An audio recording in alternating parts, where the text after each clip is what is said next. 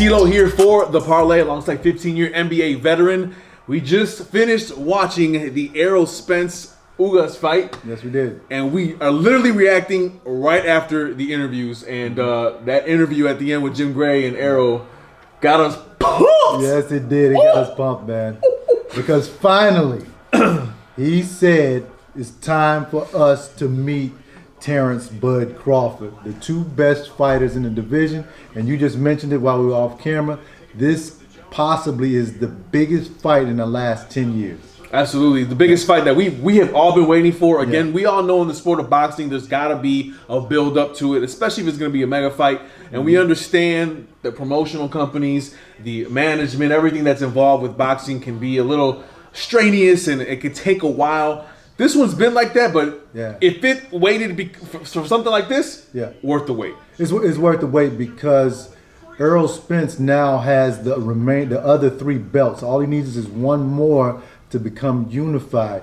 Now, it would be different if Ugas still had the belt and then Errol fought Bud Crawford, but now everything is on the line with this, you know, and also everybody's been talking about this fight because you have two supremely talented fighters in their prime. This is not like Pacquiao and Mayweather, even though I did enjoy that fight. It's not like these guys waited 5 years to fight and they were slightly out of their prime. These guys are prime and ready to go. Both undefeated. Both undefeated. And one thing we've seen, and then we'll talk about the fight here in a second, one thing we saw in this, from Errol, we see Errol, he's not that pompous. He doesn't talk too much. He'll tell you, yes, this is who I want to fight. It's up to my company, blah, blah, blah. You know, the typical answers a boxer will answer after a fight. He just said, I'm the man. I'm the man. I'm going to steal his ish. Right. And then he said, I want that mother. More explicit for y'all. I mean, I've never seen that from Errol. Never seen that before. You could always tell it was in him because of his confidence. He's just a confident guy, but a humble guy. But he stated tonight exactly what he wants. Earlier in the week, he said, listen, I cannot stay at 147 much longer. It's this fight, Ugas, and one more. We knew he was talking about Terrence Crawford, but he didn't say his name. One more, and then he's going to move up to 154 pounds. Terrence Crawford is the only thing left for him to accomplish. There's nobody else at welterweight that can even come close to Errol at this point. So I understand. One last fight, clean out the division, move up to 154. I mean, it's a perfect story, KG. It's like Errol's just mowing down people. Even Terrence's career, he was coming down from a lower weight class. He's at welterweight. Both are considered the top two. Let's do this, man. What are we waiting for, man? Yeah, let's do it, man. You know, and listen, in a lot of people's opinion, Terrence Crawford is the #1 rated pound-for-pound fighter in the world. So if Errol Spence beats him, now Errol becomes #1 pound-for-pound in a lot of people's categories. You know, I know Canelo is there and everything, and I have Canelo as #1 pound-for-pound at this point. But the way Errol looked tonight, the way that his conditioning, he was sharp, his chin, his boxing IQ, his defense, everything was there. If he wins against Terrence Crawford, he possibly could be my #1 pound-for-pound. Absolutely. And we talked about, obviously, the post-fight reaction and the post-fight interview, but really during the fight, as we talk about the fight itself. Ugas, at rounds 1 and 2, looked like it was going to be a small problem for Errol with his reach. And Errol's figuring him out, like you were mentioning on the live stream. Right. Errol was trying to figure him out because he's not. Ugas is bigger than Errol, taller than him, probably slightly bigger frame. Errol really has not fought anybody recently that big. Actually, Errol's a very big welterweight as well, so he had trouble with Ugas's range at first, and then when he found the range, he started getting inside, going to his body.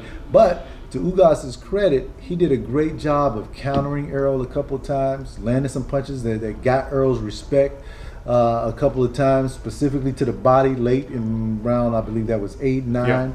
He hurt Errol to the body 3 times, and but it was just not enough. Errol was throwing more than 100 punches around, which is what I think Terrence Crawford will have problems with.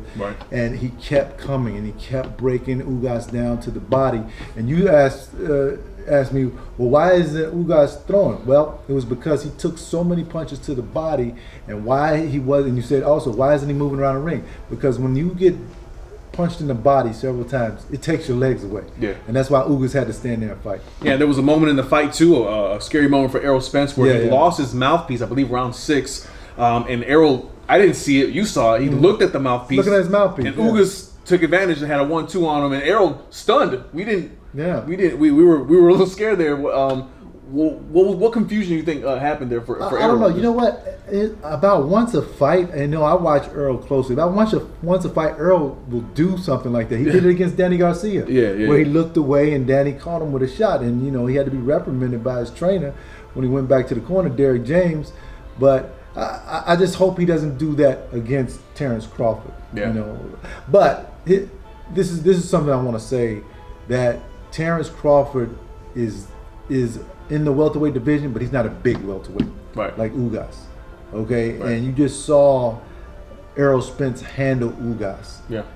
Now, yes, I know that Terrence Crawford is supremely skilled, but can he keep a force of nature off of him like Errol Spence? Yeah, and then we saw Errol doing what he does best, continuing.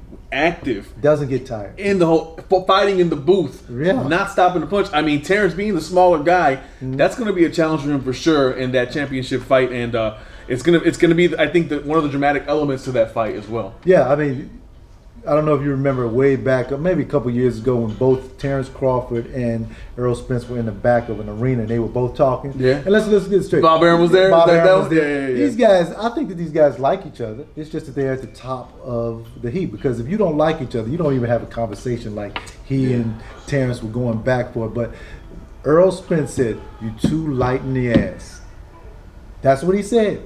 That's what he believes about Terrence Crawford. He does not believe Terrence Crawford physically can deal with him in the ring. I'm in agreement with that.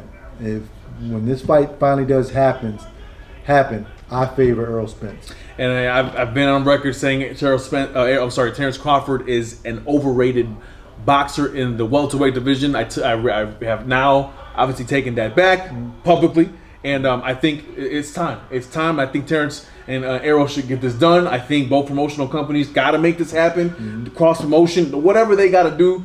This is about to make a lot of money, and everybody in the boxing world and outside of the boxing world is going to tune in. Yeah, and you said you want that fight in Las Vegas. Yeah, that's where it's got to be. Take it to Vegas. Yeah, take it to Vegas, and then come back to Dallas or against, if Errol should win that fight. Yeah. Perhaps he goes back to Dallas for his first fight at 154, then maybe Canelo down the line. But I'd love to see Terrence Bud Crawford and Errol Spence in Las Vegas. Another reason why I favor Errol Spence is because we all know Terrence Crawford goes both ways. He'll fight orthodox, then he'll fight southpaw. When he turns southpaw, he will not have an advantage on Errol Spence, because Errol Spence is southpaw as well. Yeah. That's where Terrence Crawford really does damage to other fighters, when he turns to the southpaw position. That's not going to happen with Errol Spence. It's going to be an intriguing fight. Southpaw versus orthodox. Terrence Crawford, Errol Spence. Yeah. The two top dogs in the welterweight division. Yeah. It's got to get done. Can't wait, baby. Errol Spence putting a mark in his legacy here. And we saw it again here on Showtime pay-per-view. It was a great fight. It was a great fight. And, I admire Errol for not wanting to take tune-up fights. We all know that he's coming off his surgery with a detached retina. He was supposed to fight Manny Pacquiao, which was supposed to be a legacy fight for him. Right. However, that did not happen. But I love the way that he beat the man that beat the man. Then laid down the gauntlet and said, Terrence Crawford, I'm ready to take you on and get that other belt and unify this division. And most importantly, give the fans what they want. Come on. We all here for it, baby. We all here for it. Right. Shout out to Ugas as well, who fought like a champion. Congratulations, he did. He fought like a champ. Well deserved, and we hope to see him in the ring again soon at some point after he recovers. So, Errol Spence, TKO in round 10 in Dallas, Texas, in Jerry's World, by the way, in front of his hometown. We are hoping to see the next fight with Errol and Terrence Crawford facing each other. It is the Parley. Subscribe on YouTube and all of our social media platforms. We'll see you guys soon in studio. What's up, guys? TLO from the Parley, Kendall Gill. If you like what you saw, follow, subscribe, visit us on our website, all that stuff. Do it. You know what I'm about to do right now, though? What's that? I'm about to go beat your record in 2K. 11 steals. 11 Just steals. as long as you do it on 2K. 11 steals. Easy. As long as you do it on 2K. Just don't do it on the court for real.